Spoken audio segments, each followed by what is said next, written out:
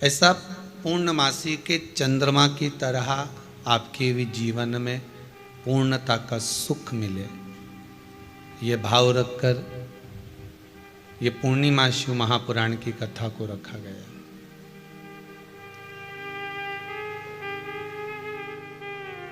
अंधियारी रात में भी चंद्रमा का जो प्रकाश है वो संपूर्ण ब्रह्मांड को प्रकाशित कर देता है।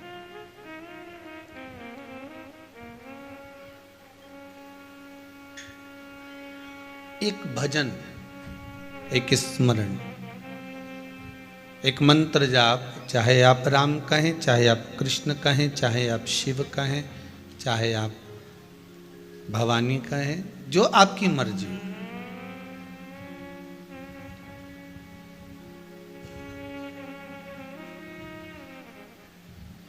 मात्र एक मंत्र जाप जीवन के संपूर्ण अंधेरे को, जीवन में जितना अंधेरा भरा हुआ होता है, जितना भी अंधेरा हमारे जीवन में भरा होता है, वो सारे अंधेरों को एक भगवान का भजन, एक भगवान का नाम जाप, एक भगवान का मंत्र जाप संपूर्ण अंधेरे को मिटा देता है।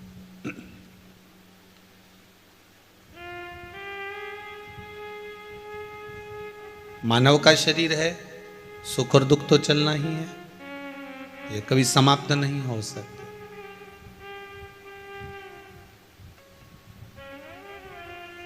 घड़ी में 3 कांटे होते हैं, आप लोग पहने हो तो अच्छे से देख लेना, आस्था पे भी जितने बैठे हो, ठीक है। एक जल्दी जल्दी चलता है, वो सेकंड का कांटा है। एक उससे धीमा चलता है, वो मिनट का कांटा है। और एक बिल्कुल ही आराम से दिखता ही नहीं कि कब खसक रहा है। दिख रहा है क्या? वो सेकंड वाला तो समझ में आता है कि ये चल रहा है, दिख रहा है। मिनट वाला भी नजर आता है कि ये थोड़ी देर में चल रहा है। पर जो घंटों का कांटा होता है ना, वो दिखता नहीं है, बहुत आराम आराम से खसकता है। बस ये मालूम पड़ जाता है कि घंटा पूरा हो गया। वो खसक बड़ा धीमे धीमे रहा है, बहुत धीमे धीमे खसकता।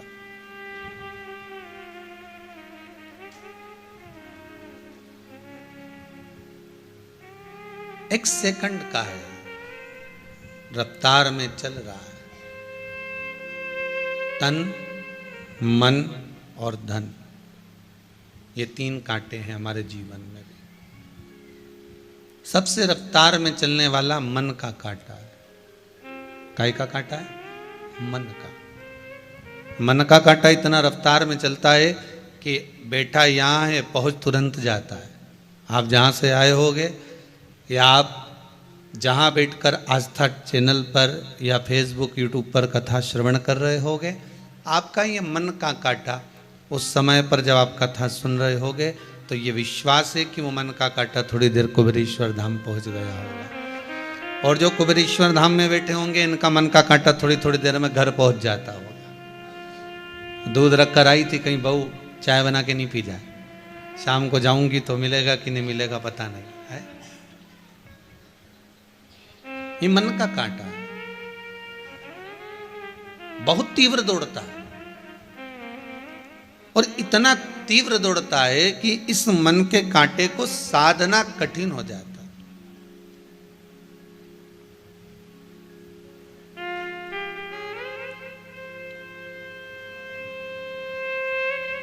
एक बार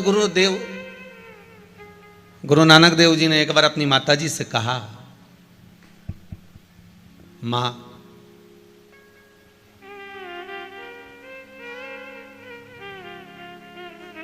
तो मुझे कहती है कि एक जगह पर स्थिर क्यों नहीं बैठता, एक जगह शांत क्यों नहीं बैठता। गुरुदेव ने कहा, गुरु नानक देव जी ने कहा कि माँ, ये मन का जो कांटा है ना, बड़ा विचित्र कांटा है। मन बड़ा चंचल है, कैसे तेरा भजन करूं, जितना इसे समझाऊं उतना ही मचल जाता है। ये मन का जो कांटा है ना माँ, ये एक जगह टिकता भी नहीं है और बड़ा जल्दी जल्दी चलता है। थोड़ी देर यहाँ पर है, थोड़ी देर गायब हो जाता है, फिर थोड़ी देर रहता है, फिर थोड़ी देर में गायब हो जाता है। बड़ा विचित्र कांटा, बड़ा विचित्र।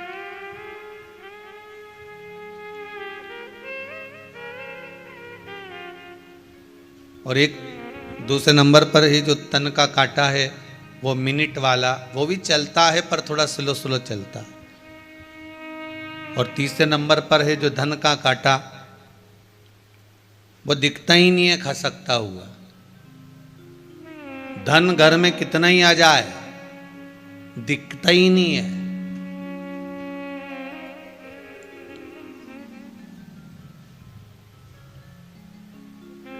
गुरुदेव, मेरा पति कमाता बहुत है पर घर में दिखे ही नहीं, कहाँ चले जाता है, पैसा कहाँ गया नजर ही नहीं आता।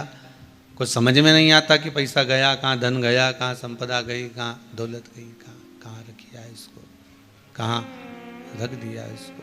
वो धन का कांटा नजर ही नहीं आ रहा।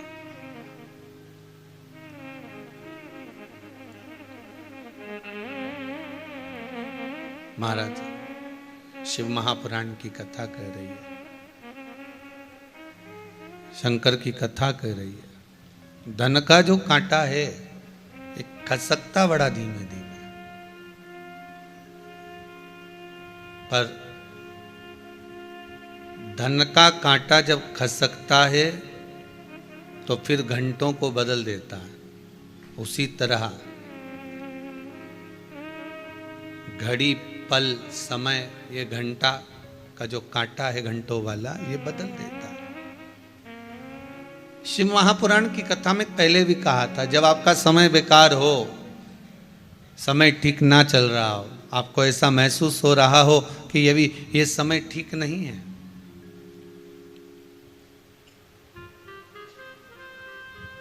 उस समय पर दो कार्य जरूर करिएगा। एक भगवान का भजन जरूर करना और दूसरा है कर्म जरूर करना।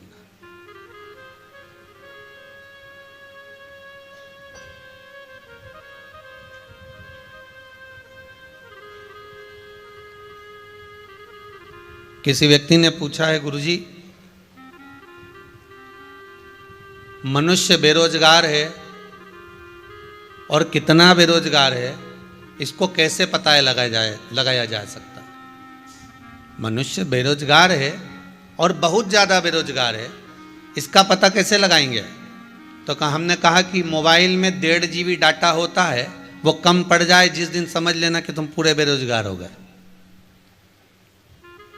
तो मोबाइल में 1.5 GB डाटा चला चला कर फेसबुक, यूट्यूब, इंस्टाग्राम, व्हाट्सएप चला शाम होते होते 4 बजे 3 बजे ही डाटा पूरा ख़त्म हो जाए तो समझ लेना कि तुम पक्के समझ गए। अरे बोलो तो जम के,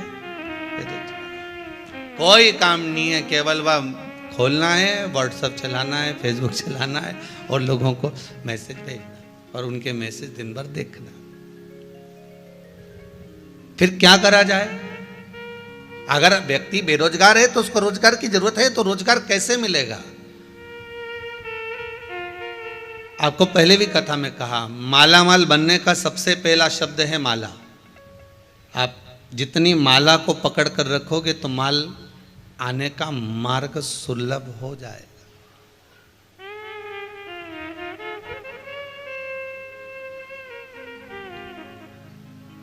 भगवान का भजन, स्मरण, राम नाम, कृष्ण नाम, शिव नाम, भक्ति, भगवान की अविरल भक्ति का गुणगान जब आप करते जाएंगे, भजन करते जाएंगे, स्मरण करते जाएंगे, शिव नाम का जाप करते जाएंगे, तो जैसे मोबाइल में डाटा खत्म हो रहा है तो आपको लोग बेरोजगार कह सकते हैं, पर राम नाम और कृष्ण नाम को जितना जपोगे, शिव नाम को जितना जपोगे, भगवान की भक्ति में जितना रमोगे, ये डाटा भले खत्म हो जाएगा आपका मोबाइल का और आपको दूसरा डलाना पड़ जाएगा, पर भगवान की भक्ति के स्मरण में जिस समय पर आप डूब गए, भगवत भजन में जिस समय डूब गए, डाटा खत्म नहीं होता, भगवान की भक्ति का डाटा बढ़ता चले जाता है और आपको सुख प्रदान करते चले जाता है। वो डाटा बढ़ रहा है अविरल भक्ति।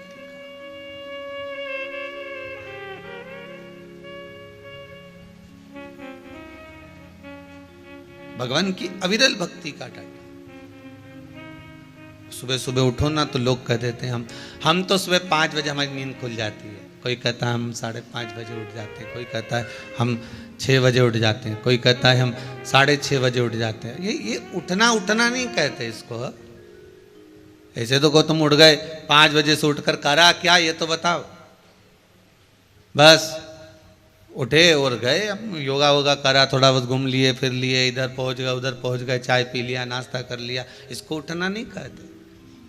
उठना किसको कहते हैं? अगर आप 5 बजे से उठे हो ना तो आपने भगवान का भजन कितना करा है, आपने मंत्र जाप कितना करा है, आपने स्मरण कितना करा है, आपने नाम जाप कितना करा है, आप भगवान की भक्ति में कितना डूबे हो, आप भगवान के स्मरण में कितना डूबे हो। उठना उसे कहते हैं जो भगवान की भक्ति में उठकर भगवत स्मरण में डूब गया, वो उसको उठना कहा। मालूम पड़े कि आप उठ तो 5 बजे के गए हो, 4 बजे के गए हो, पर वही कर्म में फिर वही मोबाइल हाथ में लेकर बैठ गए, वही अपने कर्म। या तो आपने मोबाइल हाथ में लिया है तो कहीं भगवान की भक्ति करो, या भगवान का भजन सुन लो, या कहीं कथा सत्संग स्मरण कर लो, तो आपका उठना श्रेष्ठ है। उठ तो हम 5 बजे जाते हैं गुरुदेव, फिर क्या करते हो? बस 5 बजे उठने के बाद में थोड़ा घूम ले फिर लेते। घूमो फिरो मना नहीं है, एक्सरसाइज करो मना नहीं है, योगा प्राणायाम जो भी करना है आप सब करिए, पर साथ में भगवान का भजन करते रहो। मुख में हो राम नाम, राम सेवा हाथ में, तू अकेला नाही प्यारे, राम तेरे साथ में। जिंदगी की बागडोर हाथ भोले नाथ के, वो महलों में राखे चाहे झोपड़ी में वास के। सीताराम सीताराम सीताराम कहिए, सीताराम सीताराम सीताराम कहिए। जाहीं विधि राखे राम ताहीं विधि रहिए, ओ जाहीं विधि राखे राम ताहीं विधि रहिए।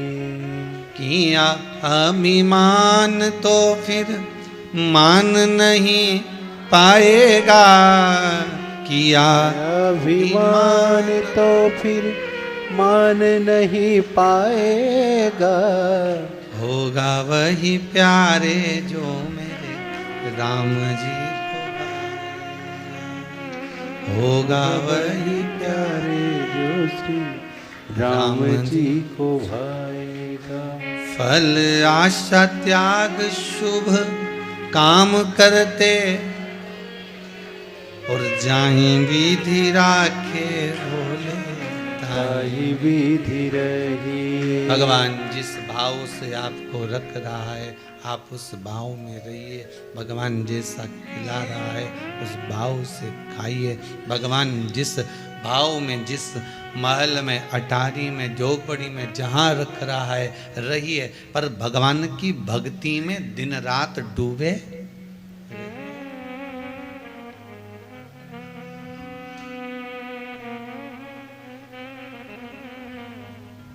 किसी ने बहुत सुंदर कहा है,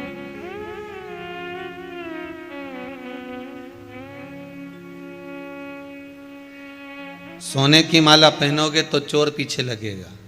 किसी ने कहा है सोने की माला पहनोगे तो चोर पीछे लगेगा। मत पहनो, जूता की पहन लो।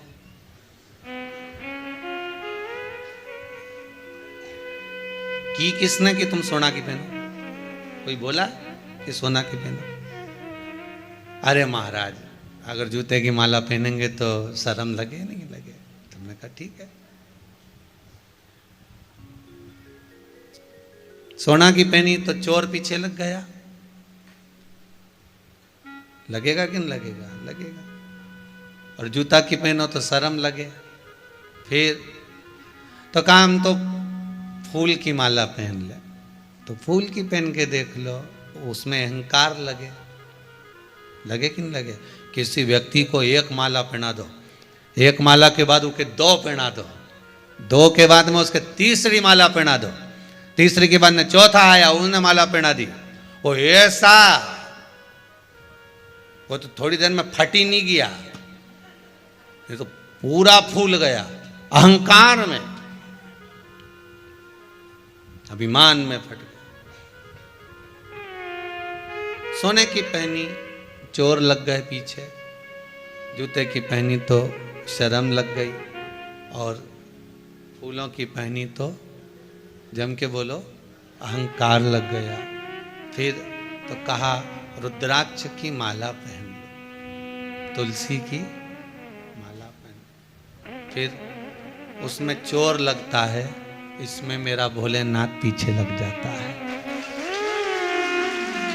इसमें मेरा शंभू पीछे लग रहा है, कोई दूसरा नहीं लग रहा है, मेरा शंकर, मेरा ओघड़ दानी, मेरा त्रिकालदर्शी, मेरा कैलाशी पीछे लग रहा है।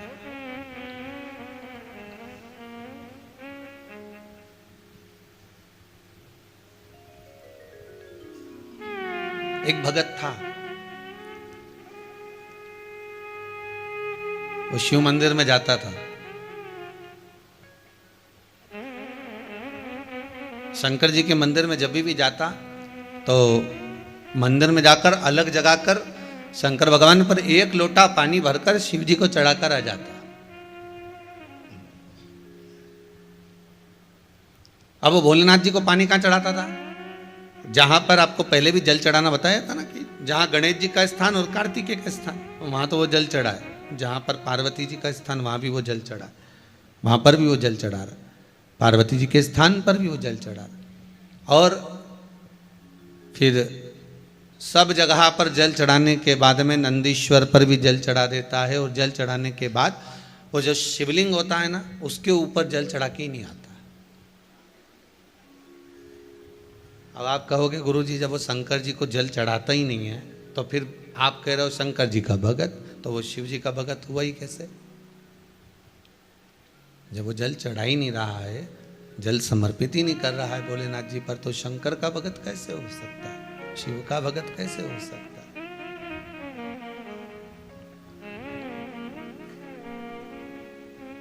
महाराज सब जगह पर जल चढ़ाता वो, और जल चढ़ाने के बाद में सब जगह जल चढ़ाकर शंकर जी पे जल नहीं चढ़ाता और वापिस आ जाता है, वापिस आ जाता है पुनः अपने घर।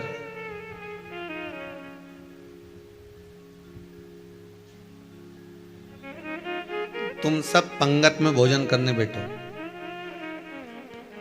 गुलाब जामुन देने वाला आया, ने तुम्हारे बाजू में दे गया, इसके भी दे गया, उधर भैरू बैठा था ना, उसके भी दे दी, आगे भी दे गया, और तुम्हारे को गुलाब जामुन नहीं देकर गया, तो तुम क्या करोगे? बोलो जाओ।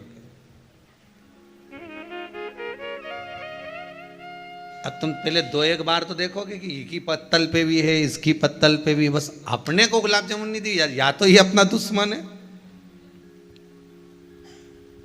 या फिर ये अपने को भूल गया। फिर याद दिलाने के लिए क्या करोगे? जैसे वो एक पंडित जी भोजन करने के लिए गए एक माता जी के यहाँ पर, और माता जी पापड़ देना भूल गई, तो पापड़ देना भूल गई, तो पंडित जी से बात कर रही थी, तो पंडित जी ने बात ही बात में कह दिया, आज तो आने में बड़ी देर हो गई माता जी, आपको मालूम है? अरे हाँ महाराज, मैं तो पूछने भूल गई, तुम इतनी लेट क्यों आए? अरे अम्मा क्या बताएं, जब मैं आ रहा था रास्ते में इतना लंबा सांप आया, यहाँ से वो पापड़ रखा है ना, वहां तक का सांप आ गया बीच में। अब जो सांप बीच में आया तो मेरे को तो बहुत बड़ा डर लगे, बहुत भय लगे। फिर अम्मा जी को याद आया, महाराज पापड़ रह गए, मैं अब भी लेके आई, और अम्मा पापड़ ले। अब यहाँ गुलाब जामुन कोई फूल भूल जाए तुम्हारी पंगत में, तो तुम क्या कर सकते हो?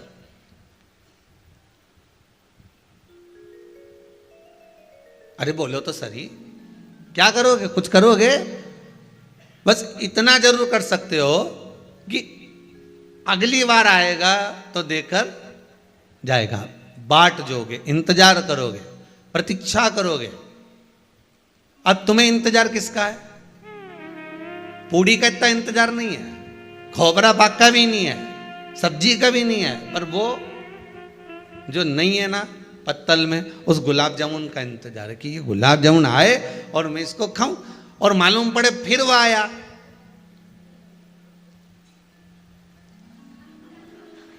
फिर चला गया, फिर रह गए तुम गुलाब जामुन से।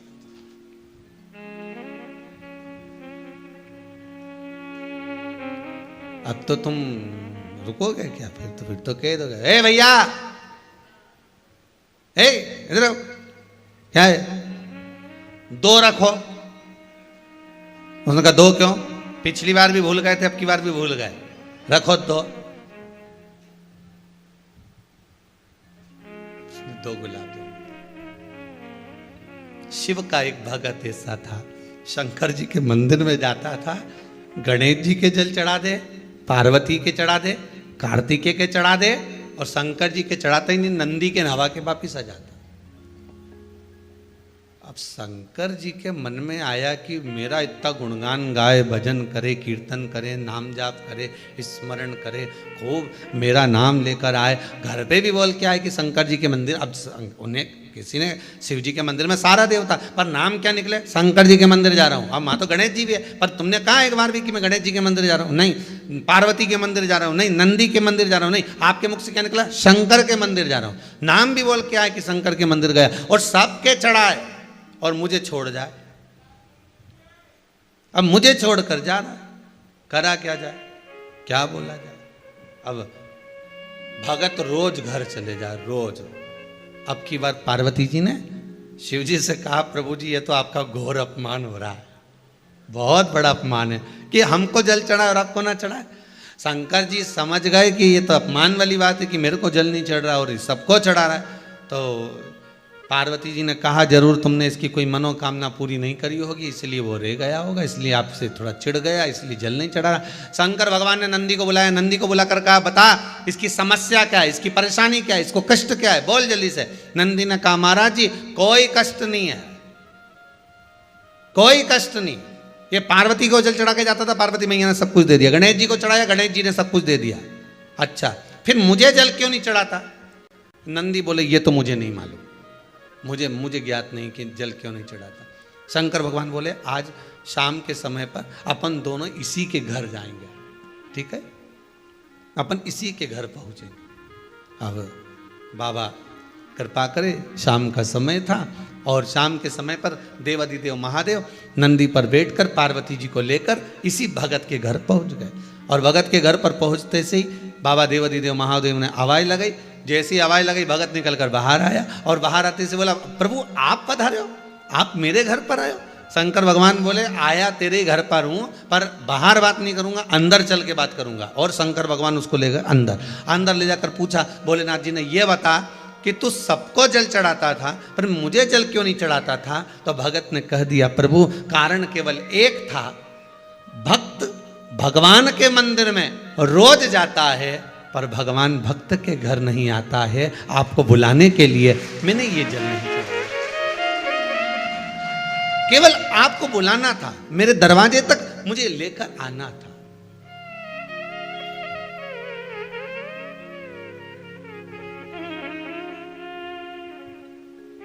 मेरे द्वार पर आप आए, कितना सुंदर बात है, जरा ध्यान दीजिएगा। अगर आप थोड़ा सा पूजन में चावल भूल गए तो आपके मन में आ जाता है कि मैंने चावल नहीं चढ़ाया। बोला आता है कि नहीं आता?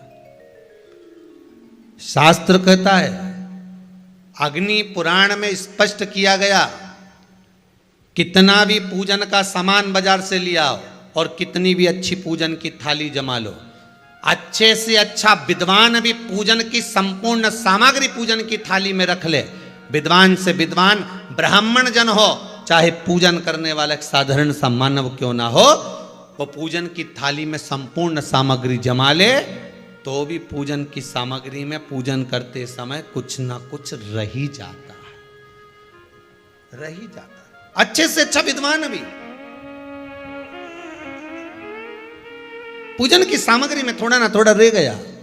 अब मन में भ्रम उत्पन्न हो गया कि ये पूजन की सामग्री में क्यों रह गया, मेरे को ये चाहिए था, ये तो रह गया, मैंने तो ये चढ़ाने के लिए लाना था, मैं तो ये भूल गई। उसका कारण क्या है? हमें लगता है कि त्रुटि हो गई, हमें लगता है कि गलती हो गई, पर शंकर भगवान से कोई पूछे, शिव के भगत से कोई पूछे कि पूजन की थाली में पहले के समय में लोग पूजन करने जाते थे तो क्या पूजन की सामग्री में साहित्य कम रह जाता था? हाँ, उसका कारण क्या था? भगवान कहते हैं कारण केवल एक है। मैं खुद पूजन की थाली में, भगवान विष्णु ने संकल्प लिया था कि 108 कमल के पुष्प भगवान शंकर को समर्पित करूंगा। पहले कथा में वर्णन किया, 108 कमल के पुष्प भगवान को दूंगा। जब आखिरी दिन महीने का पूर्ण होने जा रहा था, श्रावण के महीने का, भगवान ने एक पुष्प को निकाल लिया, उसमें पूजन की थाली में एक फूल कम कर दिया। अब आपको लगे, परिवार को लगे, कुटुंब को लगे, किसी को लगे,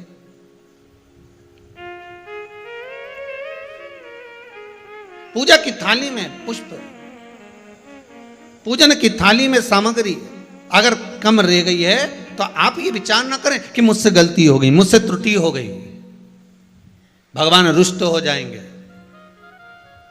भगवान अपने भक्त से कभी रुष्ट नहीं होता साहब। ये दुनिया के लोग कहते हैं कि अगर पूजन नहीं करेंगे, हमने ये ऐसा नहीं करेंगे तो रुष्ट हो। नहीं नहीं नहीं, भगवान रुष्ट नहीं होता, भगवान कभी रुष्ट नहीं होता अपने भक्त से। पूजा की थाली में सामग्री नहीं है, उसका कारण क्या है? भगवान शंकर की कथा कहती है, जिस दिन पूजन करने बैठे जान कर कोई सामग्री मत छोड़ कर जाना, नहीं तो तुम लोग हंसी खेल में कि चलो ये मत ले जाओ, नहीं, आप पूरी सामग्री जमाओ। और कोई सामग्री आप भूल गए हो तो समझ लेना कि भगवान आपके दरवाजे पर आने के लिए बेकरार हैं, भगवान आपके दरवाजे पर आना चाहते हैं। अगर कोई सामग्री छूट गई है, कोई सामग्री रह गई है, जान कर हमको नहीं, जैसे श्रीफल, नरियल जो हम भगवान के मंदिर में तोड़ते हैं, फोड़ते हैं, माता जी के सामने हमने नरियल फोड़ा, नरियल अच्छा निकल गया, भगवान ने स्वीकार करा ना करा।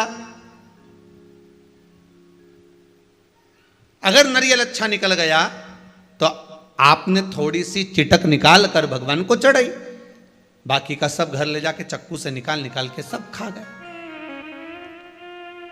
और मान लो वही नरियल जो आपने भगवान को चढ़ाया, फोड़ा, और वह अंदर से खराब निकल गया, तो भगवान ने स्वीकार करा कि नहीं करा?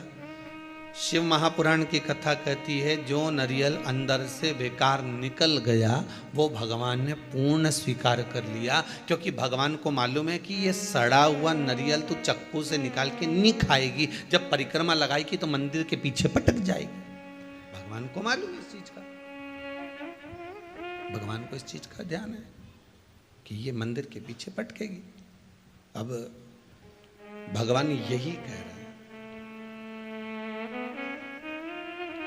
अब हमको लगा कि भगवान जो सड़ा नरियल है वो स्वीकार कर लिया, तो क्या आप मंदिर जाते समय दुकान पे से सड़ा नरियल लेके जाओगे क्या? अरे बोलो तो, आप तो अच्छा बजा कर, पानी देख कर, खूब बजा बुजू के देख कर लेकर जाओ कि नरियल अच्छा होना चाहिए। आगे भगवान उसको कैसे स्वीकार कर रहा है, भगवान कैसे उसको प्राप्त कर रहा है, ये उसके ऊपर। आप तो श्रेष्ठ लेकर जाइए, आप तो पूरी पूजा की थाली को लगाकर, पूरी पूजा की थाली को जमा कर, पूजन का साहित्य रखकर, पूजन की सामग्री को संपूर्ण जमा कर लेकर आप जाइए। कोई सामग्री रह जाए तो आप मन में उसके लिए खेद उत्पन्न ना करें, आप तो ये सोचें कि भगवान उसको स्वीकार कर रहा है और भगवान का मन है आज मेरे घर आने का, आज भगवान चाहता है कि मैं अपने तेरे घर पर चलूं।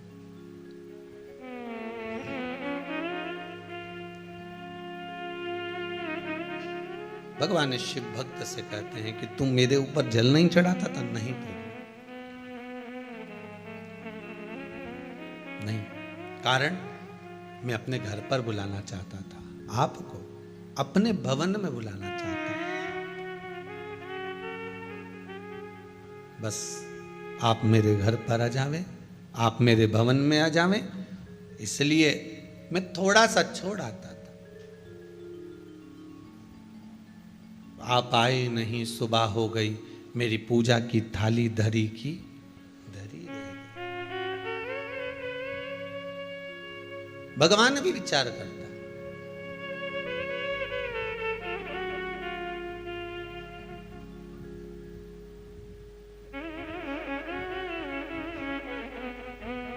गंदे कपड़े पहनकर आप में से कितने लोग हैं जो किसी के यहां शादी में जाते होंगे?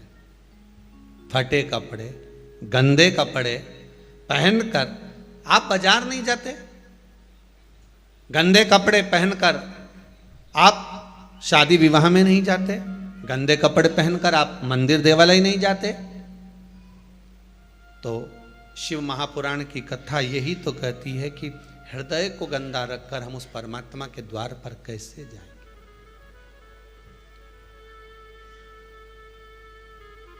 अब इस मन को धोने का कोई साबुन, इस मन को साफ करने का कोई सर्फ, कोई साबुन अगर है तो ये भगवान की कथा है। इस कथा से ये तन, ये शरीर कभी साफ नहीं हुआ। कथा से जब भी कुछ साफ हुआ तो केवल मन साफ, केवल मन के सिवा कुछ नहीं।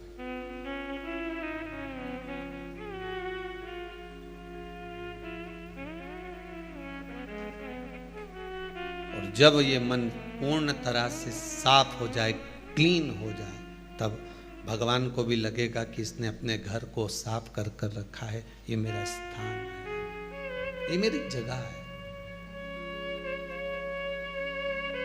ये मन, ये चित्त, ये बुद्धि,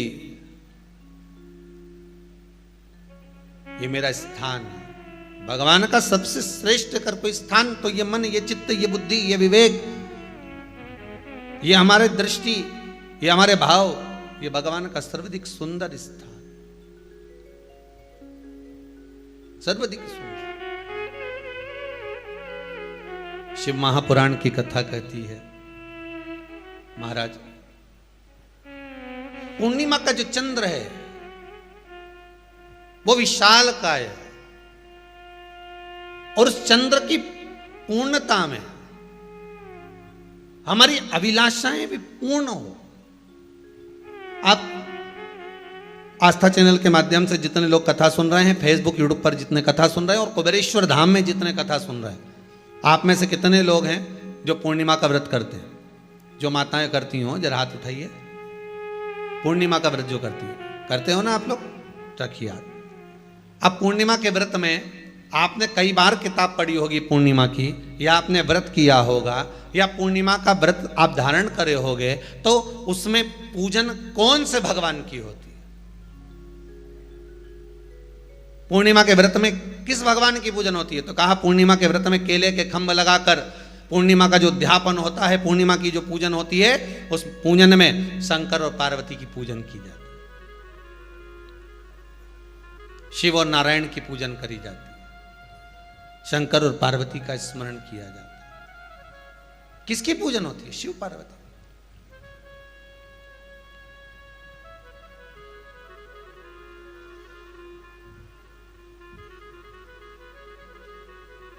क्यों शंकर और पार्वती का पूजन क्यों करा जाता है पूर्णिमा के व्रत में? क्योंकि शिव और माता पार्वती ही केवल एक ऐसे हैं जिन्होंने अपूर्ण लक्ष्मी को भी पूर्ण बना दिया था। किसको पूर्ण बनाया है?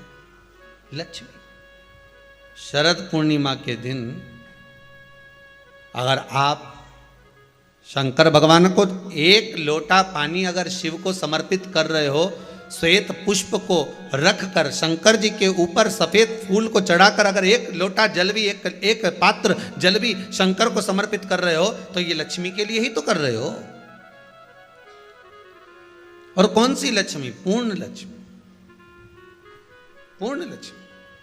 आपको पहले भी कथा में कहा, एक बार भगवान विष्णु के सामने लक्ष्मी मैया ने बहुत तेज स्वर में कह दिया था, नारायण, दुनिया के लोग आपका नाम जपते हैं, दुनिया के लोग नारायण नारायण कहते हैं, दुनिया के लोग आपका भजन करते हैं, पर सत्य मायने में कहूं ना तो मेरे बिना दुनिया के लोगों की नहीं चल सकती, मेरे बिना दुनिया नहीं चल सकती, संसार मेरे बिना नहीं चल सकता। भगवान विष्णु ने कहा, ये तो गलत है लक्ष्मी आपका कहना, एक दिन लक्ष्मी को अहंकार आ गया। अहंकार के संबोधन जब माता लक्ष्मी करने लगी तो भगवान, उसी समय पर भगवान विष्णु को क्रोध आ गया और भगवान विष्णु ने कह दिया, लक्ष्मी तू इतनी बड़ी बड़ी बात कहती है कि तेरे बिना नहीं रह सकती संसार। मैं तुझे कहता हूं लक्ष्मी, तू अपूर्ण है। तू अपूर्ण है, तू पूर्ण कब हो गई?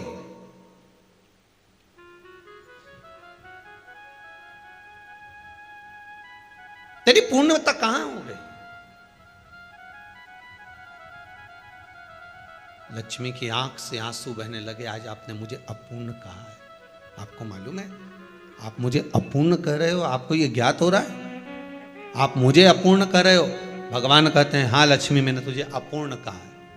अपूर्णता का मतलब आप जानते हो ना?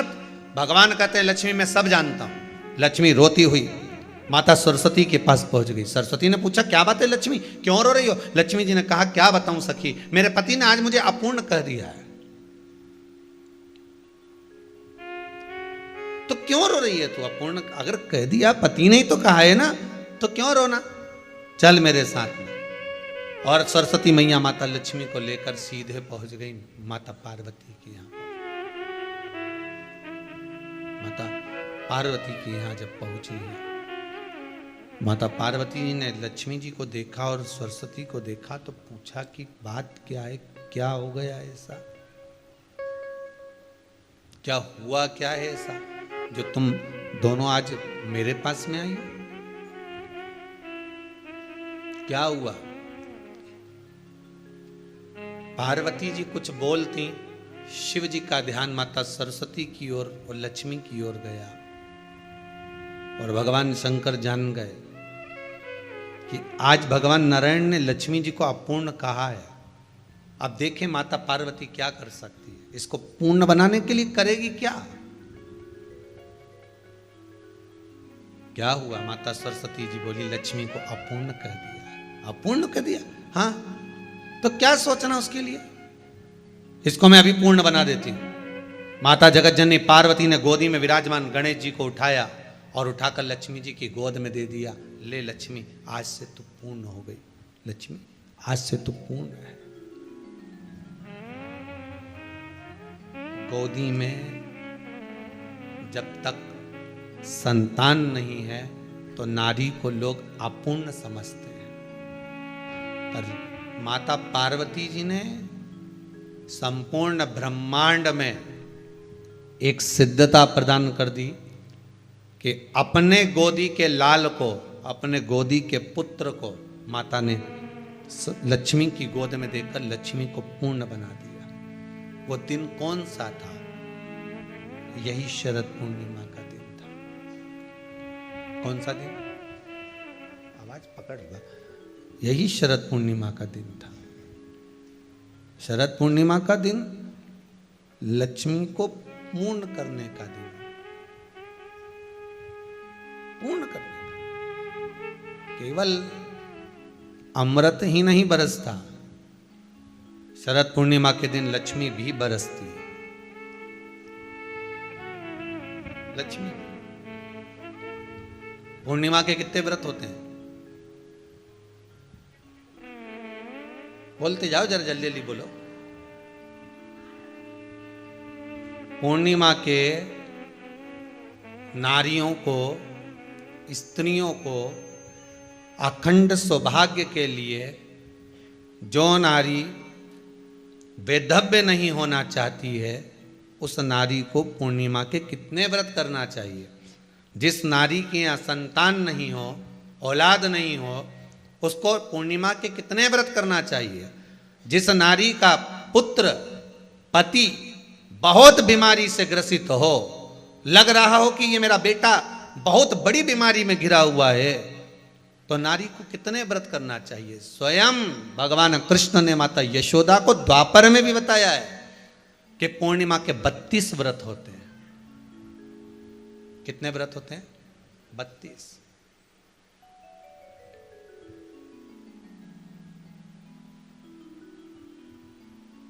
स्वयं भगवान कृष्ण यशोदा रानी को, माता यशोदा जी को भी बता रहे हैं 32 व्रत। अब आपको किसी ने बता दिया होगा कि 8 कर लो, 7 कर लो, 6 कर लो, 12 कर लो, इसलिए आपने बोला कि 12 कर लीजिए, 32 कर लीजिए। पर यहाँ तो द्वापर की कथा भी कहती है। यशोदा जी ने एक बार भगवान कृष्ण को रोक कर कह दिया, ए कन्हैया रुको। कन्हैया बोले, बोलो माँ क्या बात है। कन्हैया जरा रुकिए, इधर आओ जरा। भगवान कृष्ण आए। हाँ माँ बोलिए। किस जगह का प्रसंग है ये?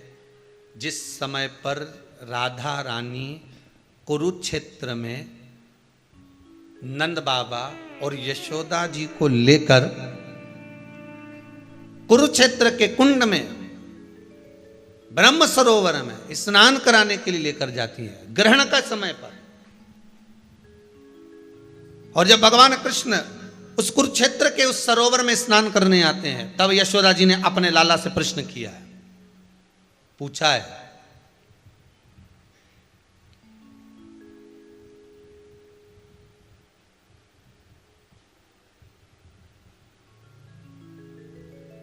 कि नारी वेधव्य होकर ना मरे।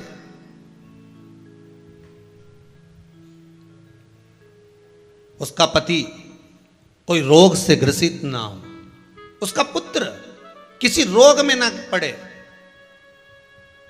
अरे भाई कितना सुंदर संवाद लिखा है। अगर किसी माता का पुत्र मान लो किसी नशे में डूबा हुआ है, कोई नशा कर रहा है और गलत नशा है, आपको लग रहा है कि ये नशे में डूबा हुआ है, आपको लग रहा है कि ये गलत जगह पर डूब गया है, आपको लग रहा है कि मदिरापान में, मांसाहार में या अधिक गांजा आदि जो भी नशे होते हैं, जितने भी नशे, उसमें डूब चुका है। और माँ उसको समझा रही है, तू नशे में मत डूब, तू इस काम को मत कर, तू ये गलत कर्म मत कर। माँ उसको समझा कर हार गई। तो मेरा माताओं से निवेदन है, आप उसको समझाना बंद कर दो, एक काम करना प्रारंभ कर दीजिए। हमें जो शिव महापुराण के माध्यम से शास्त्र कह रहा है कि आप 32 पूर्णिमा के व्रत प्रारंभ कर दो। उसमें करना क्या है आपको? केवल जिस दिन व्रत रहे, रात्रि के समय पर कोई भी मीठा कुछ भी सामग्री आप चंद्र की रोशनी में, चंद्र को अर्घ देने के बाद, पूजन करने के बाद उसको रखो, और वही सामग्री जो नशा कर रहा है उसको पूर्णिमा के दूसरे दिन उसको खिलाओ। आप धीरे धीरे खिलाना चालू करेंगे, जिस नशे में वो डूबा हुआ उस नशे से वो छूटना प्रारंभ हो जाएगा। 2 पूर्णिमा व्रत करके तो देखो, तीसरे में तुम्हें जरूरत ही नहीं पड़ेगी। धीरे धीरे आप वो छूटना प्रारंभ हो जाएगा।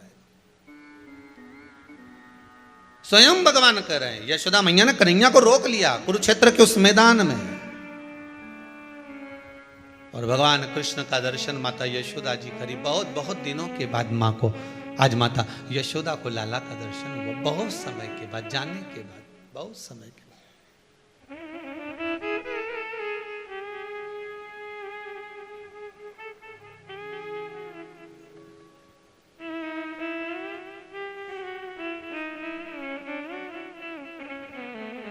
आज नयन में यशोदा जी के बड़ा भाव था। बचपन कन्हैया का ध्यान में आ रहा था, बचपन।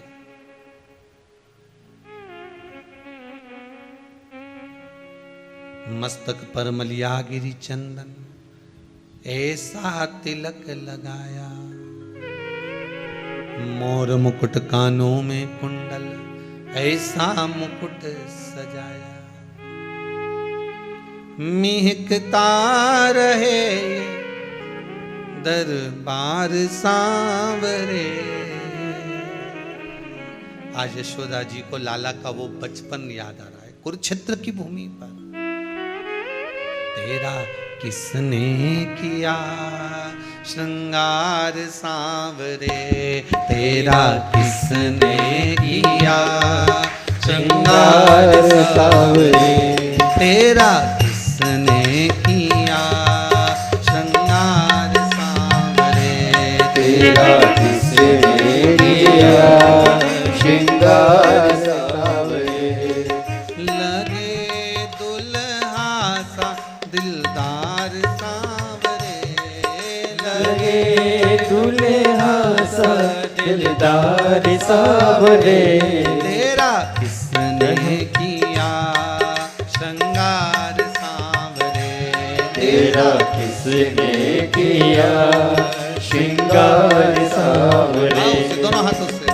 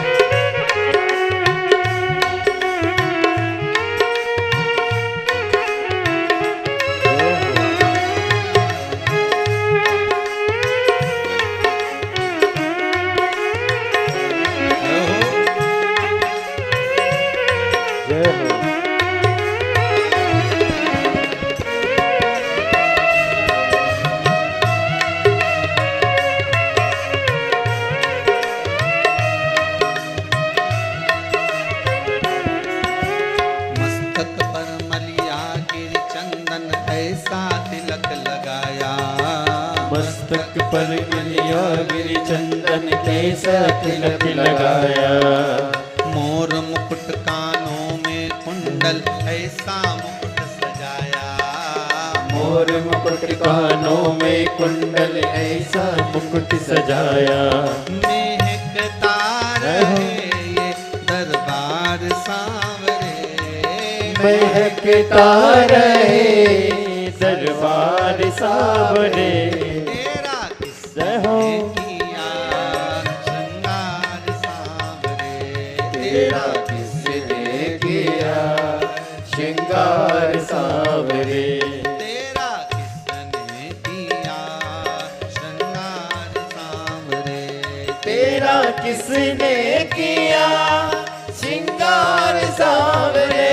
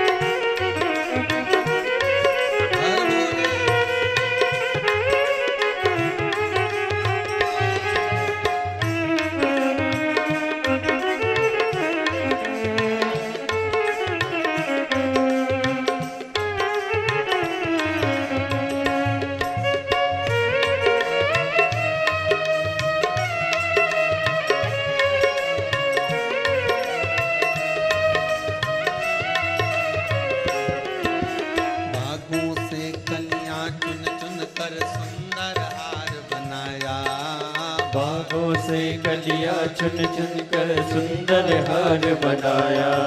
और लहे सलामत हाथ सदा वो जिसने तुम्हें सजाया। रहे सलामत हाथ सदा वो जिसने तुम्हें सजाया।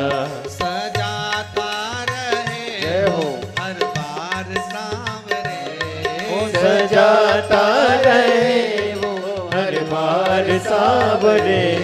सजाता रहे वो हर बार सांवरे। सजाता रहे वो हर बार सावरे।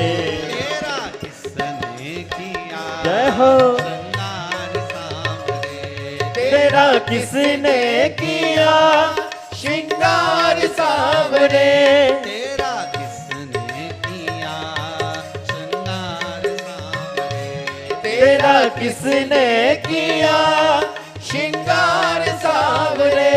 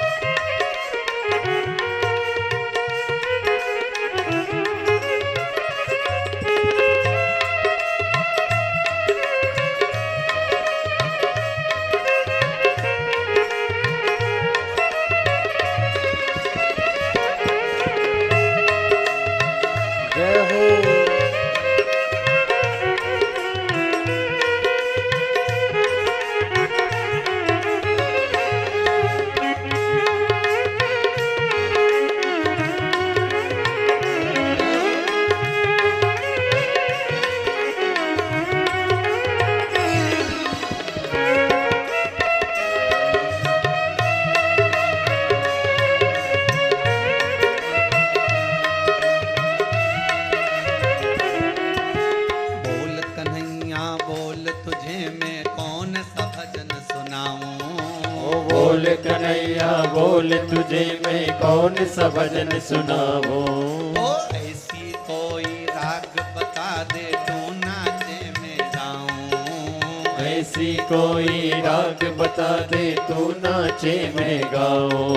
नचाता रहूं मैं हर बार सांवरे, नचाता रहूं मैं हर बार सांवरे।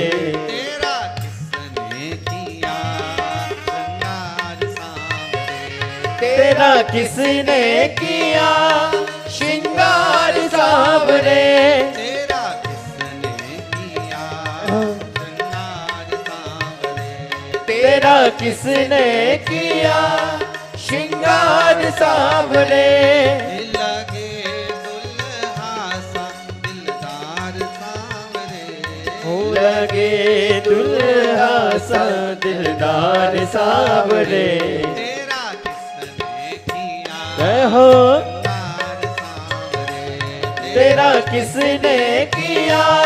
श्रृंगार सांवरे, तेरा किसने किया श्रृंगार सांवरे।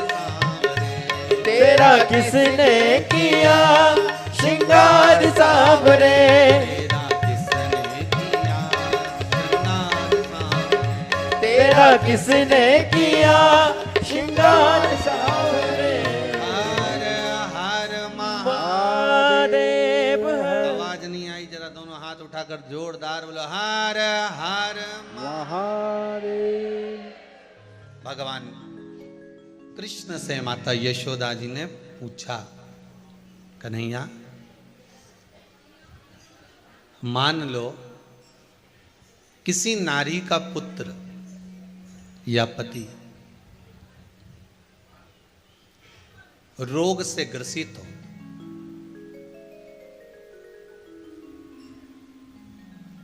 उसके पति की या पुत्र की आयु थोड़ी सी हो,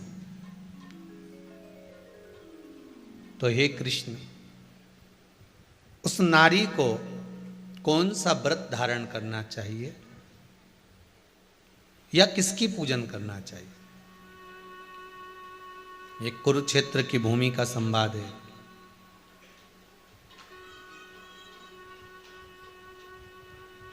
भगवान कह रहे हैं, मां अगर नारी अपने पुत्र और अपने पति के लिए, उसकी उम्र की वृद्धि के लिए, रोग मुक्ति के लिए, विश्व के ताप को कम करने वाले चंद्रदेव की आराधना पूर्णिमा के व्रत को धारण करती है, तो नारी उस व्रत के प्रभाव से अपने पुत्र और पति की बीमारी को, रोग को हर लेती है।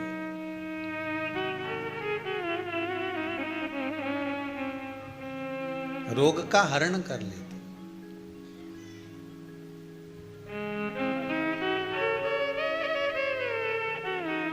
महाराज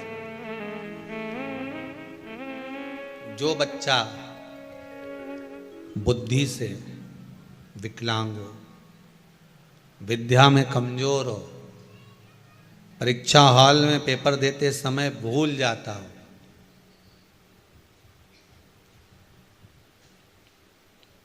विवेक काम ना करता हो, तो निवेदन है किसी भी पूर्णिमा की रात्रि को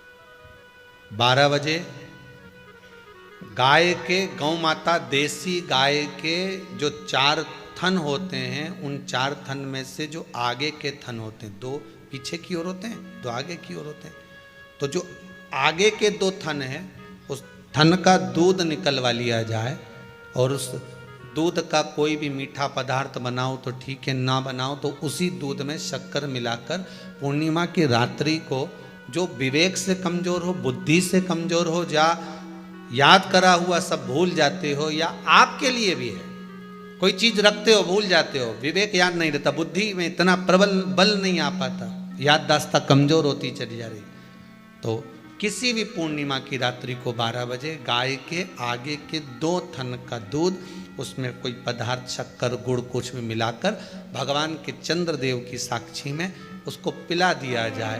महाराज बार बार पिलाने की जरूरत ही नहीं पड़ेगी, एक ही बार में काम कर जाएगा और विवेक पूर्ण तरह से कार्य करने लगेगा। देसी गाय के आगे के 2 थन का दूध बड़ा प्रबल होता है।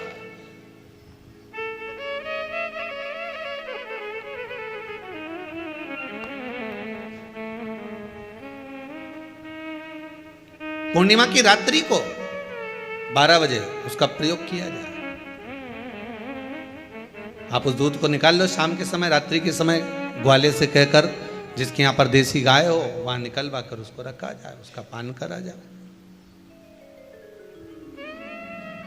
महाराज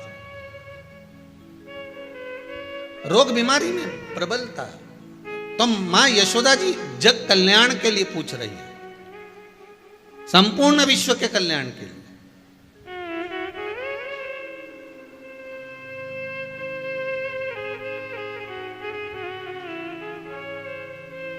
अरे कितना सुंदर संवाद है। स्कंद पुराण में समुद्र मंथन की तिथि, नक्षत्र, घड़ी, पल सब कुछ लिखा हुआ है कि समुद्र मंथन के लिए देवताओं ने इंतजार करा था। कब?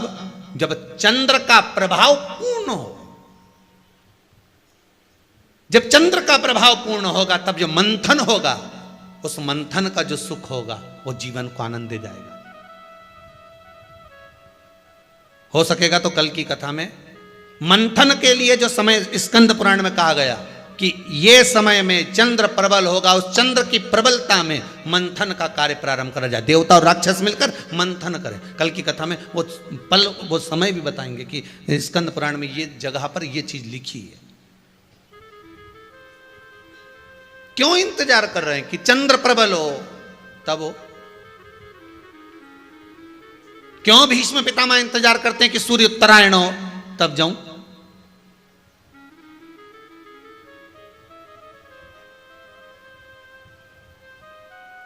जब देवता 33 कोटि देवता उस चंद्र के इंतजार में रहते हैं कि ये चंद्र प्रबल होगा तब जाकर ये चंद्र यहां पहुंचेगा, तब जाकर हम मंथन करेंगे, तब जाकर वो अमृत मिलेगा और उस अमृत को देवता धारण करेंगे तो वो आनंद पा जाएंगे। तो हम क्यों शरद पूर्णिमा छोड़ें? हम क्यों एक एक पूर्णिमा छोड़ें? एक एक पूर्णिमा के महत्व को जानिए। कोई पूर्णिमा साधारण नहीं है, कोई प्रदोष साधारण नहीं है, कोई शिवरात्रि साधारण नहीं है। 12 महीने शिवरात्रि पड़ती है, 12 महीने में प्रदोष पड़ते हैं, पर 12 महीने पड़ते हैं। हम उसका महत्व ही नहीं जान पाते।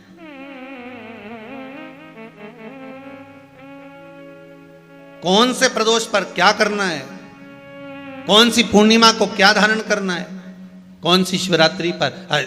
कई लोगों को तो यहां तक नहीं मालूम था कि भाई श्रावण के महीने में भी शिवरात्रि आती है। वो तो बस लोगों के कि शिवरात्रि का पूजन हुआ, तो उसका स्मरण क्यों छोड़े हम?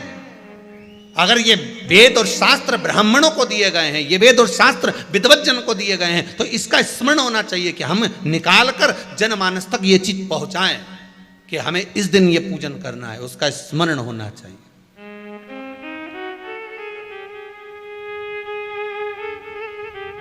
और वो सुख देने वाला।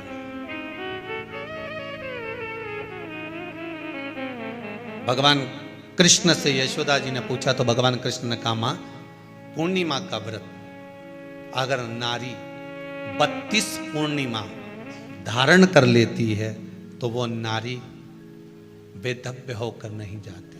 पर आप लोग व्रत जो करते हो ना, जो भी व्रत आप लोग उठाते हो, सोमवार का व्रत जैसे किसी माता जी ने उठा लिया और वो उठाने के बाद, हम तो शादी नहीं हुई थी ना जब भी सोमवार व्रत करते थे, अब शादी हो गई अभी भी हम सोमवार का व्रत कर रहे हैं, करे जा रहे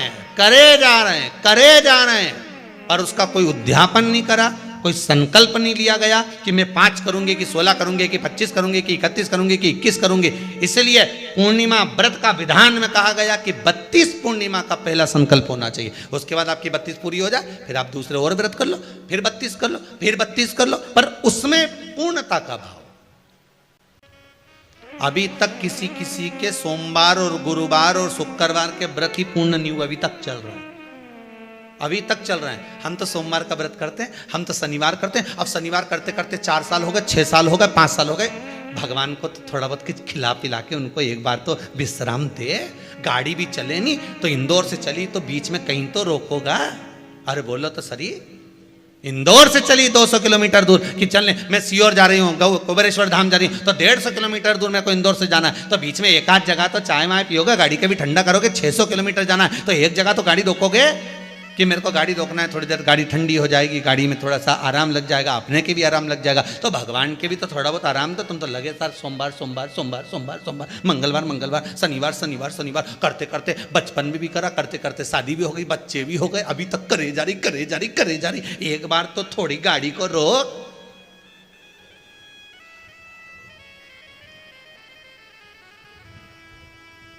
हम तो कर जा रहे हैं।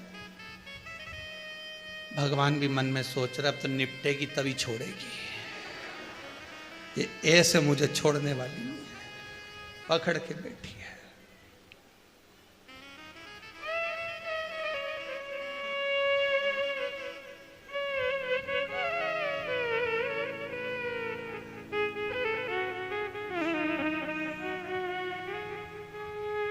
महाराज कोई भी व्रत आप करो, उस व्रत का एक संकल्प, एक नियम कि मैं इतने व्रत करूंगी, ये मेरा नियम। जैसे नवरात्रि के 9 दिन मैंने करे, व्रत धारण करे, 10वें दिन उसको छोड़ दिया। अब तुम तो सोच कर बैठी कि ये मैं 9 दिन धारण कर लूंगी ने, एक दिन बाद एकादशी पड़ रही है तो 10वें के दिन कौन छोड़े, दशहरे का भी व्रत ये भी कर लूँ, 11 भी पूरी कर लूँ, उसके बाद प्रदोष भी कर लूँ, और प्रदोष के बाद में मैं फिर जो द्वादशी पड़ी 12 पड़ी वो कर पुरा के इसके बाद ही छोड़ूंगी मैं तो व्रत। तो भगवान भी मन में सोच दिया एक को तो निपटा ले पहले, जो मामा जी आया है इनके अच्छे से खिला पिला ले। नवरात्रि में देवी जी आई हैं, पहले इनके 9 व्रत पूरे कर कर पहले इनको विदा कर ले, उसके बाद अगला व्रत कर लेना 11 का, एकादशी का। पर कई चतुर, कई विद्वान बस चालू हुए तो फिर सीधे पूर्णिमा तक ही रोकूंगी, अब तो करे जाऊंगी करे जाऊंगी करे जाऊंगी। थोड़ा सा जिस व्रत को उठाया गया, जिस व्रत का नियम लिया गया है, उस व्रत का प्रदान कर कर फिर उसको थोड़ा सा भाग प्रदान कर कर हमने ये व्रत पूर्ण कर लिए। भगवान हमारा ये व्रत आपकी कृपा से, हे विश्वनाथ, हे शंभु, हे त्रिकालदर्शी, हे कैलाशी, मेरी 26 एकादशी आज पूर्ण आपकी कृपा से हुई है, इसलिए मैं उद्यापन कर रही हूं, आपकी कृपा से कर रही हूं। उसके बाद फिर उठाऊंगी, फिर कर लूंगी, पर आज मैंने पूर्णता का भाव लिया।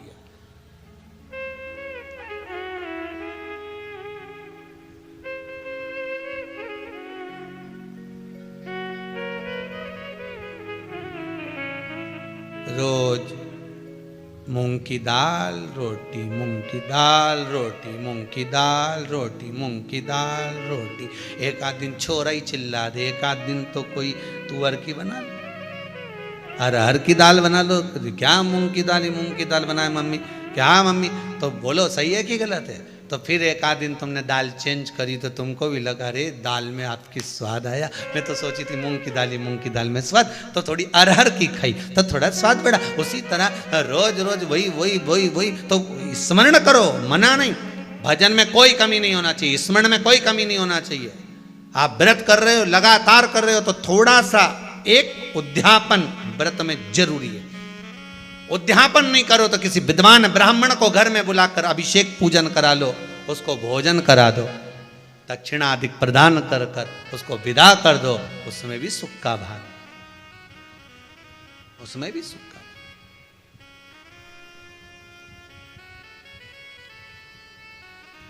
अब कितनी पूर्णिमा? जम के बोल दो, 32 पूर्णिमा। कौन कर रहे हैं? भगवान कृष्ण। किसको कर रहे हैं? माता यशोदा को। यशोदा मैया को कृष्ण ने जो कहा उस पर संशय खड़ा हो गया। जब संशय खड़ा होता है तो व्यक्ति पूछता है,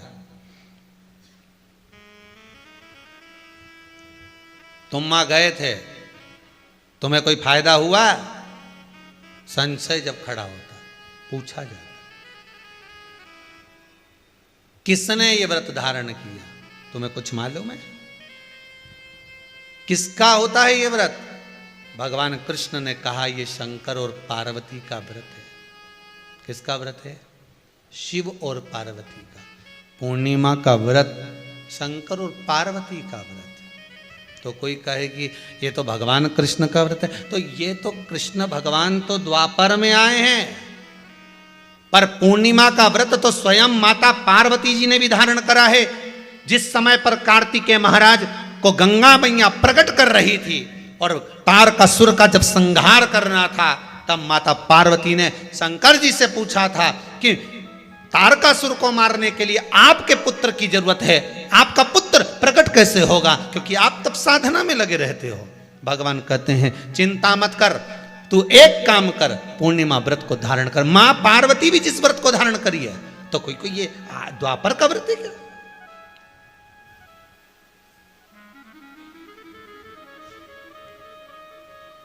सतयुग का व्रत है क्या? यहां तो नियम निकलते गए, त्रेता का नहीं सतयुग है, और सतयुग का ना जाने कितने निकल गए, ना जाने कितने द्वापर, ना जाने कितने कलयुग, ना जाने कितने त्रेता युग निकल गए। पुराने चले आ रहे, पुराने।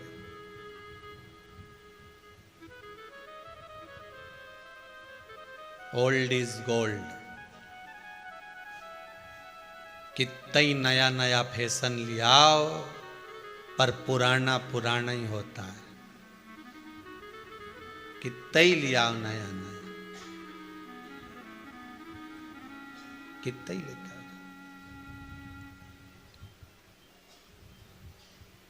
पुराना पुराना ही होता है। कितना ही बाल पे कलर कर लो, पर जड़ से जो निकलेगा वो तो सफेद ही है। बोलो सही है कि गलत है? सही है। तो किसी ने पूछा ये ऊपर का तो काला हो जाएगा, पर जो निकलेगा उसका क्या होगा? तो कि जड़ अगर काली है, मतलब जड़ मजबूत है और जड़ में ही वो कलर भर दिया जाए, तो जितने निकलेंगे वो सब काले ही निकलेंगे। तो फिर कहा ये जड़ को पकड़ना पड़ेगा। तो बिल्कुल यहाँ तो शास्त्र कह रहा है कि कोई भी अगर आप प्रसंग धारण कर रहे हो, कोई भी आप नियम धारण कर रहे हो, कोई भी आप व्रत धारण कर रहे हो, या आप किसी भी तरह का पुण्य भाग धारण कर रहे हो, तो उसमें जड़ की मूलता होना चाहिए। जड़ कहाँ?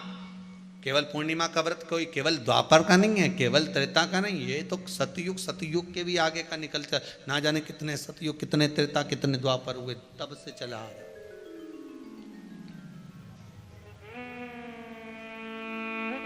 कितने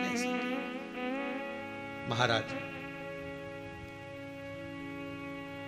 धारण किया। कोई संवाद हो ऐसा? यशोदा मैया करी भगवान कृष्ण से, कोई संवाद ऐसा हो, कोई संवाद।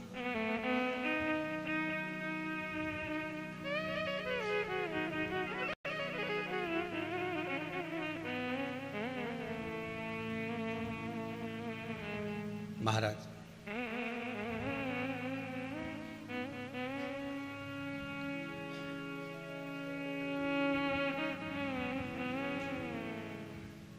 जिनके नयनों में नंबर बढ़ते चले जा रहे हों, चश्मा उतर नहीं रहा हो, दूर का नहीं दिखे, कहीं किसी को पास का नहीं दिखे, रहते हैं।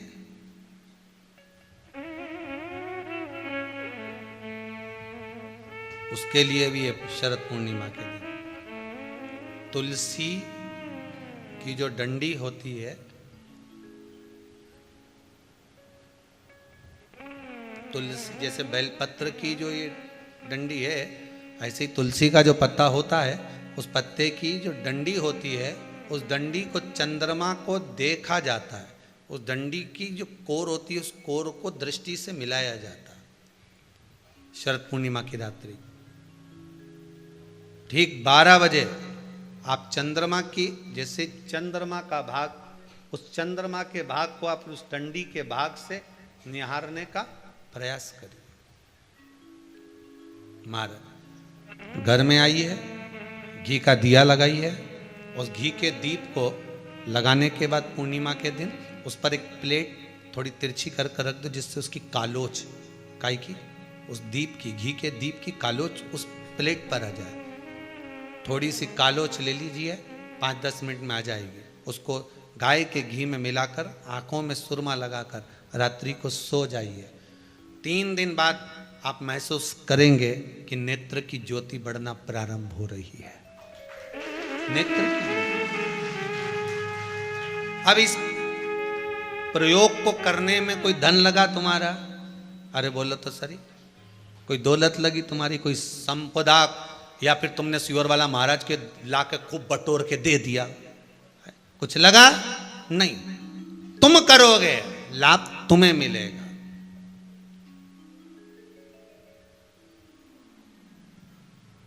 ये वो टच पावर नहीं है जैसे पूजन में चलता है ना, कि पूजन में पति पूजन कर रहा है और पत्नी उसको टच करके बैठी हो, है मिल जाएगा।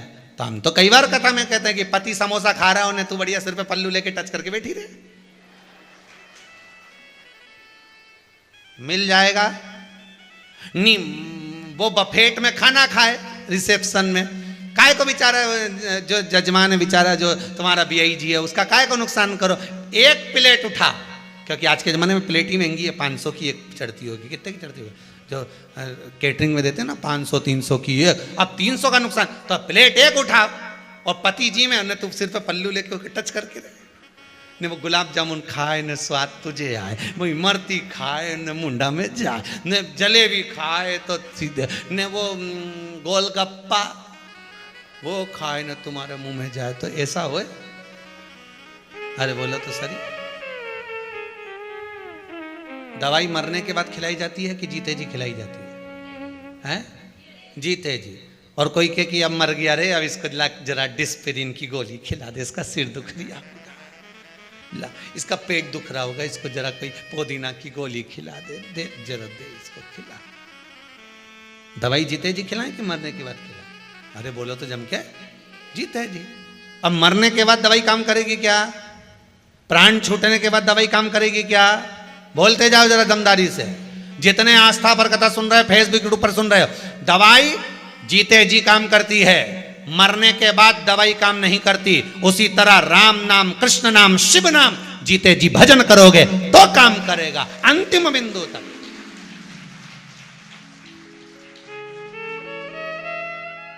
मरने के बाद सोच रहे हैं मर गया, उसकी स्मृति में मैं सारे ब्राह्मणों का भोजन कराऊंगी। ऊपर जो गया वो सोच रहा है जिंदा था तो कभी गुलाब जामुन नहीं खिलाई, अकेली जाके चाउमीन खाई, मुझे नहीं खिलाई। जब कोई मर जाता है ना, उसकी खारी समेटने जाते हैं ना, वो तीसरे दिन शमशान में उसकी पसंद का सारा सामान ले जाते हैं। समोसा उसकी दुकान का लाना दादाजी की अच्छा लगता था, समोसा उसकी दुकान का, पोया उसकी दुकान का लाना। इमरती रख ली, हाँ दादाजी के हलवा अच्छा लगता था, रवा का बहू से के बना, रवे का हलवा बनाया। चलते चलते याद आ गई दादाजी तो धुनकते भी थे, और धुनकने का भी ले गए।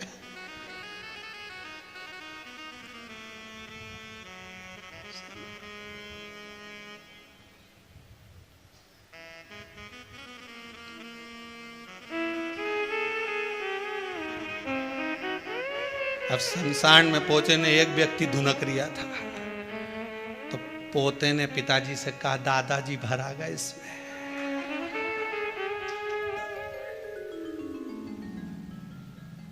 जिंदा था तब एक ने भी हलवा बना के नहीं खिलाया।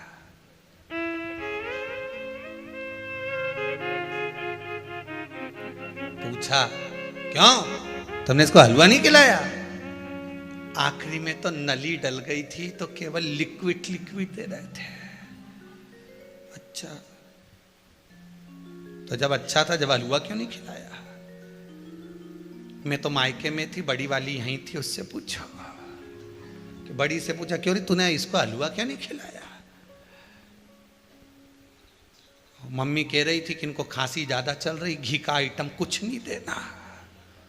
तो एक काम करो फिर 12वें में भी घी का आइटम मत बनवाना। जीते जी दंगम दंगा, मरे पीछे पहुंचा दी गंगा। शिव महापुराण की कथा कहती है जीते जी बड़ों का सम्मान कर लो, माता पिता का आदर कर लो। जीते जी माता पिता को जो खिला सकते हो प्रेम से खिला लो। मरने के बाद की कोई गारंटी नहीं। मरने के बाद दवाई काम करेगी? अरे बोलो तो सही। नहीं, अगर जिंदा था और दवाई देते तो हो सकता है थोड़ी उम्र और बढ़ जाती, श्वास और बढ़ जाती। मरने के बाद दिया तो कौन सा दिया? दान करना है जीते जी करो। कल कोई माता जी कर रही थी, गुरुजी कौन दिल्ली से आई थी शायद, गुरुदेव मुझे आजीवन भोजन भंडारे के सदस्य बनना है, 21,000 रुपए जमा करना है। तो हमने कहा वो काउंटर लगा है, कर लो, क्या दिक्कत है? पर मैं चाहती हूं कि मैं मेरे लिए आजीवन भोजन भंडारा करूं। तो हमने कहा करो। तो उनके पास में उनकी बहू खड़ी थी, उसने कहा मम्मी हमने तो सुना है कि स्मृति में होता है। तो उन्होंने कहा गुरुजी अभी तो मैं जिंदा हूं। तो फिर हमने कहा आपका जन्म की तारीख तो आपको याद होगी, जो करना है जीते जी करो। आज परिवार वाले आपका जन्मदिन मना रहे हैं, आपके जाने के बाद आपके परिवार वाले आपका जन्मदिन मनाएंगे क्या? हैप्पी बर्थडे टू यू के नया ऊपर आएंगे क्या? कौन जन्मदिन मनाएगा? कौन कहेगा? कम से कम अपने हाथों से अगर सत्कर्म कर कर जाएंगे, थोड़ा बहुत कर गए, परिवार वाले भले याद ना रखें पर कुबेरेश्वर धाम की इस धरा पर पत्थर पे तो लिखा रहेगा। और आपके निमित्तार्थ लोग जीनते तो रहेंगे, आपके निमित्तार्थ जीनते तो रहेंगे। जीवन पर्यान है नहीं है, जीवन पर्यान जपते तो रहेंगे भजन, करते तो रहेंगे भजन। स्मरण करेगा, जीते जी दवाई काम करेगी मरने के बाद। कन्हैया कह रहे हैं मां, एक कातिका नगरी थी, बड़ी सुंदर नगरी थी। उस कातिका नगरी में चंद्रहास नाम का राजा निवास करता था।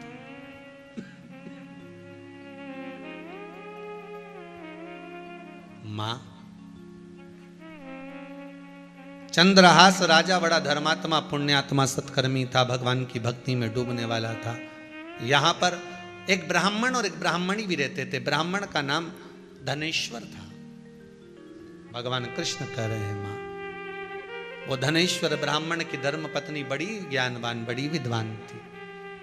इनके यहां कोई कमी नहीं थी, कोई कमी नहीं। बहुत ध्यान दीजिएगा महाराज, जितनी भी पुराण उठाकर देखोगे, जितने भी शास्त्र उठाकर देखोगे, हर कथा में जब कथा शुरू होती है तो उसमें लिखा आता है एक गरीब ब्राह्मण था। बोलो सही है कि गलत है? पर पूर्णिमा की कथा उठाकर देखोगे तो उसमें लिखा है धनेश्वर नाम का ब्राह्मण बड़ा धनपति था।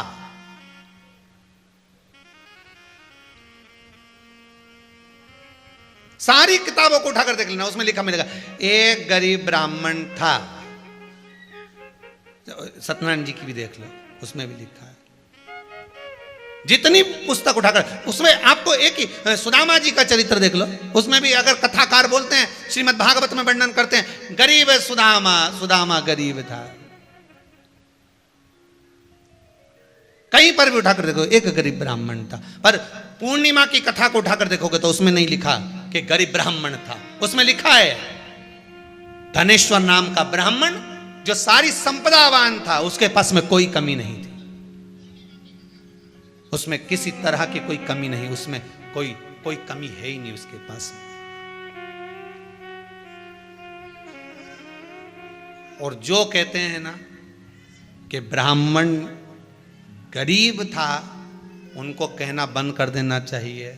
ब्राह्मण जैसा दुनिया में कोई सेठ नहीं हो सकता, कोई साहूकार नहीं हो सकता। ब्राह्मण कभी गरीब नहीं था और ना कभी ब्राह्मण गरीब है।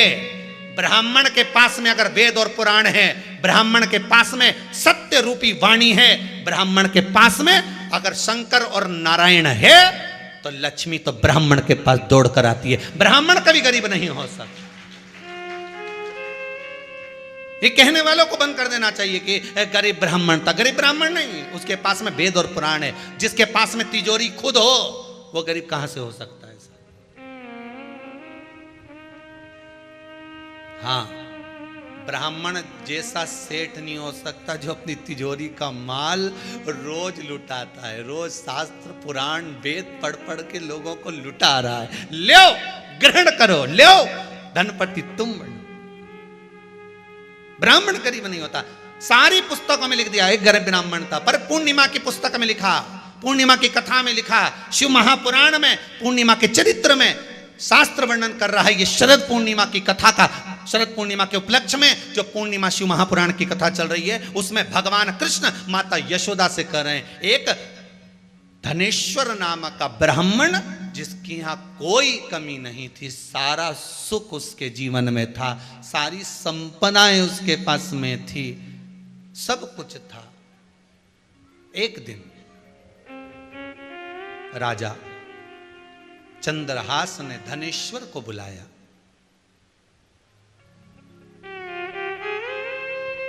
राजा चंद्रहास ने धनेश्वर को बुलाया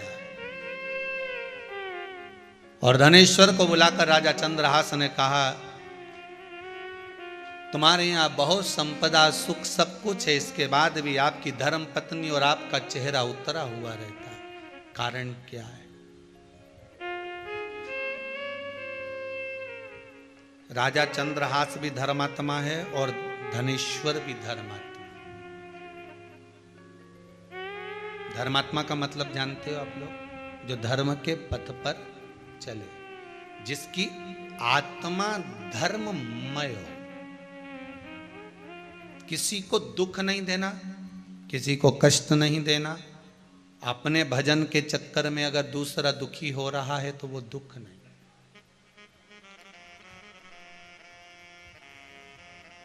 अपने चक्कर में किसी को कष्ट नहीं होना चाहिए।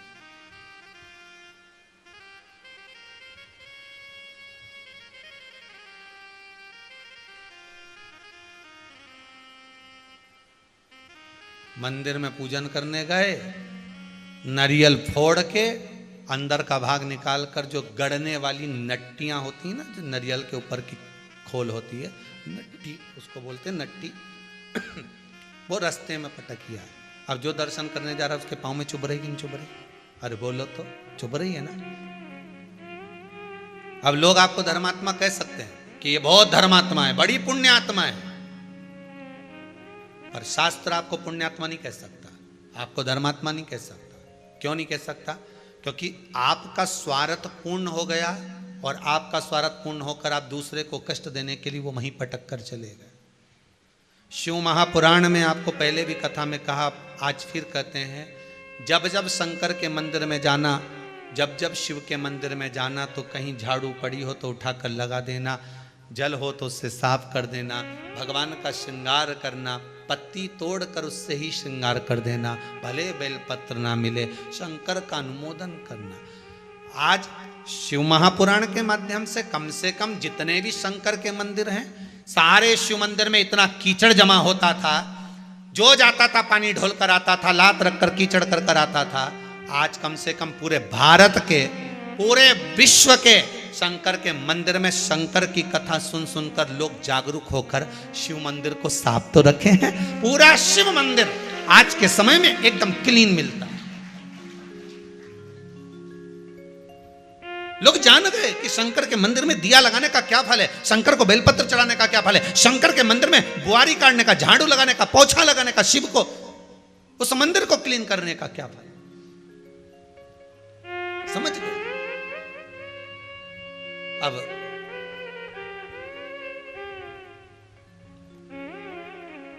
महाराज नयन जल था,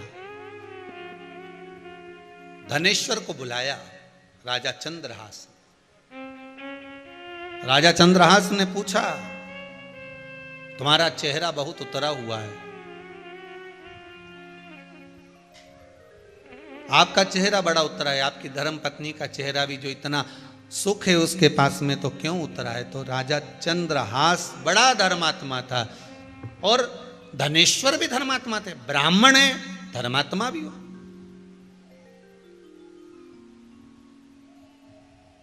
बड़े धर्मात्मा थे। क्या बात है, आपका चेहरा उतरा हुआ है? प्रभु कारण केवल एक है, सारा सुख भगवान ने दिया, संपदा भी दी, दौलत भी दी, सत्ता भी दी, सारा वैभव हमको दिया है, पर भगवान ने गोदी में संतान नहीं दी है, गोदी में संतान नहीं दी।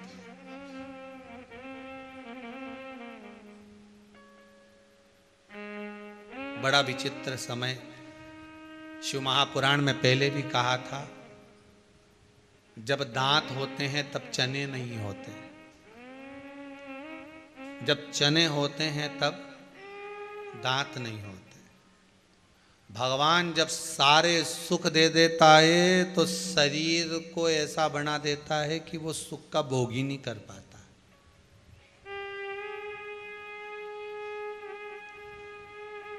जब सारा धन घर में आ गया, संपदा घर में आ गई, सुख आ गया, सोचा था अब मैं बद्रीनाथ जाऊंगी, मेरा मनोकामना पूरी हो गई, मैं केदारनाथ जाऊंगी, अब मेरे पास में पैसा आ गया, अब मेरा बेटा मुझे ले जा सकता है, अब मेरे घर में गाड़ी आ गई, अब मेरे घर में बंगला आ गया, सब कुछ हो गया, मेरी बहू आ गई, पोता पोती हो गया, अब मैं फ्री हो गई, कुबेरेश्वर धाम जाऊंगी, कथा सुनूंगी। मालूम पड़े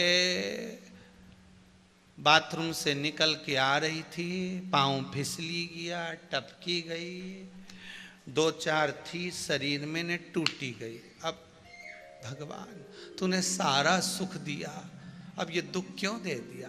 भगवान के ये जीवन की रीति है, जब दांत रे तब चना नहीं रे, जब चना रे तब दांत नहीं रे।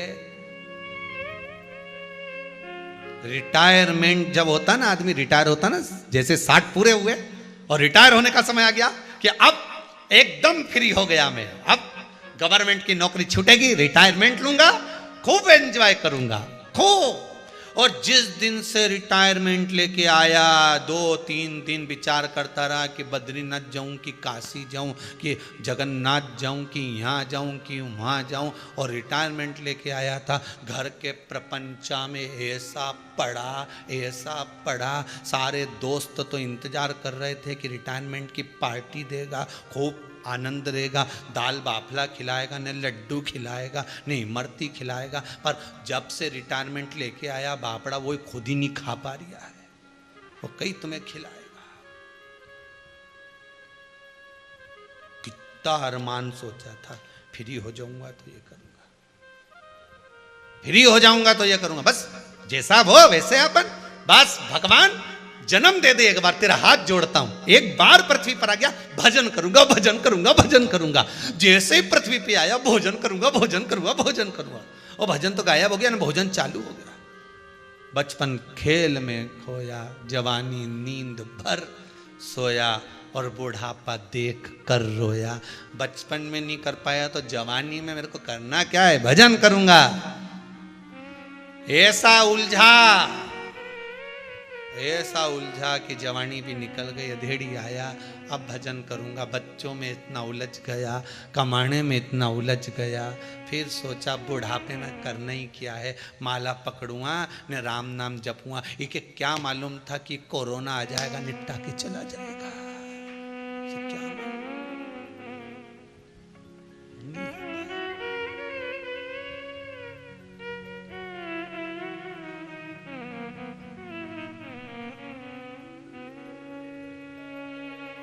किसको मालूम? इसलिए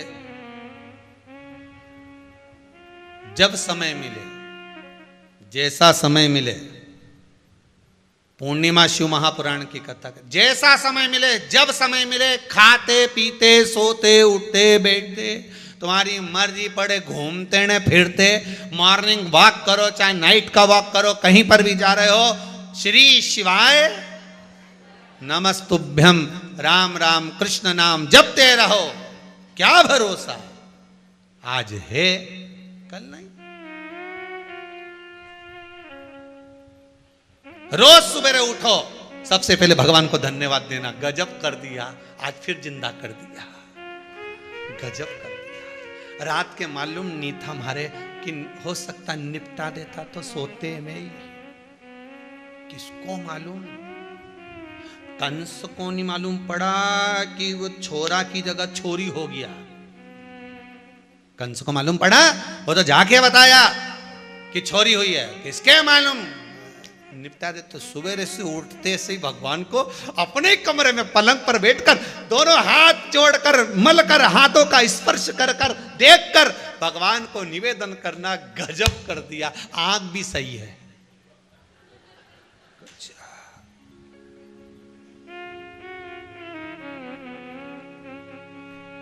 भगवान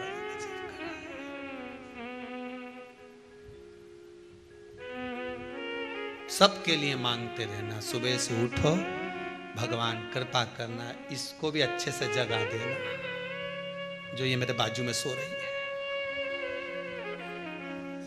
अगर ये निपट नुपटी गई तो रोटी कौन बनाएगा, इसको उठा दो। मेरी माता जी के भी अच्छा रखना, मेरे पापा जी की भी अच्छा रखना। मम्मी अच्छी नहीं रहेगी तो इससे झगड़ा कौन करेगा, सबके अच्छी रखे। भगवान सुबह से उठो ना, भगवान को धन्यवाद दो, तूने जगा दिया, आज फिर जीवित कर दिया, मुझे विश्वास ही नहीं था।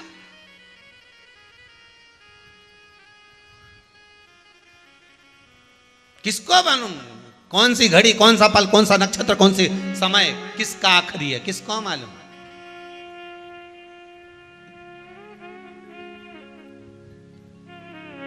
भगवान से भी कहना, भगवान धन ऐसा देना, साधु इतना दीजिए जामे कुटुंब समाय, मैं भी भूखा ना रहूं, साधु भूखा ना जाए।